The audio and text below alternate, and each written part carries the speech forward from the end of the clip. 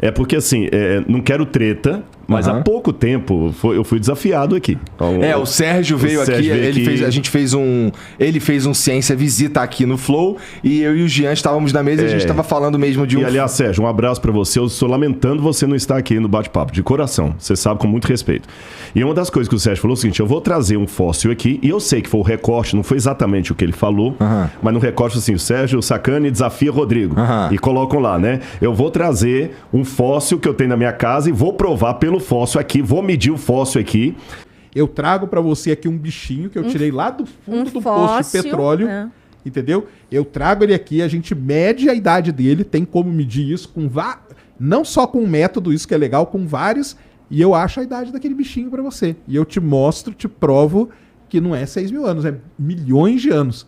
Achei que foi uma força de linguagem, porque ninguém tem como medir um fóssil em loco assim, se você não tem aparelhagem laboratorial para pegar, né, toda a questão ali do... Ele vai falar melhor de datação do que eu, mas já que ele não veio, eu vim e trouxe o fóssil, que era para ele trazer. Mas já que ele não veio, eu vim e trouxe o fóssil, que era para ele trazer. E esse fóssil, você pode... Vê qual câmera que tá com o melhor close aí. Deixa eu ver. Não sei se é a do centro aqui, você já conhece aí. Aí, Genzão. Pega aí. Isso aqui é só abrir, não é? Pode abrir. Aí dentro, essa baratinha, você vai entender porque que eu dei a barata também. Isso aí é um trilobita. É um trilobita. Pô, cara, isso daqui é só umas ranhuras que tu fez na pedra. É umas ranhuras, é um trilobita. Aqui, não é não, família? Olha aí, dá pra ver, É um dos mais antigos tipos de fósseis que existem. Lembrando, bem claro, que eu não sou paleontólogo, então essa é uma área que eu namoro com admiração à distância, mas não sou especialista nela. Só que, olha que interessante. Eu vou deixar até que o Marcos fale mais sobre isso. Um fóssil desse, por que eu coloquei a barata? Se, pela lógica, essa rocha aqui tem milhões e milhões e milhões de anos, e o fóssil está dentro dela, então ele tem que ter mais tempo ainda.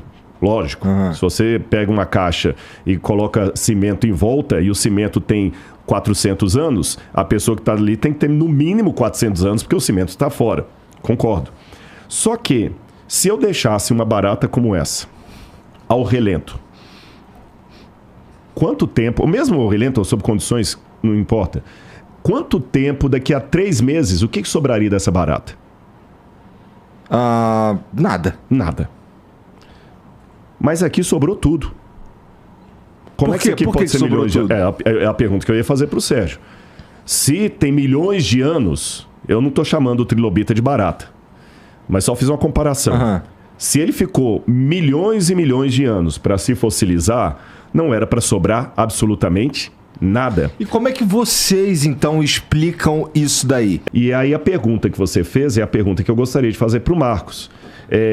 Eu, como leigo em paleontologia, a pergunta da barata eu faço para isso aqui. Se a barata deixada aí na natureza, em 3 meses eu não tenho nem as asas dela, como é que um trilobita deixado milhões de anos foi fossilizando aos pouquinhos e manteve tudo, inclusive o olhinho muito bem feito. O próprio Charles Darwin falou que o olho é a parte mais complicada da evolução, porque você não consegue explicá-lo através da evolução.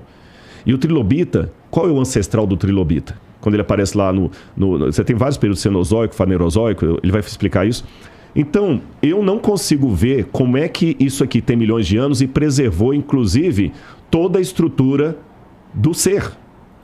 Eu só consigo ver isso aqui como um soterramento instantâneo que, de certa forma, petrificou o bichinho de uma vez só.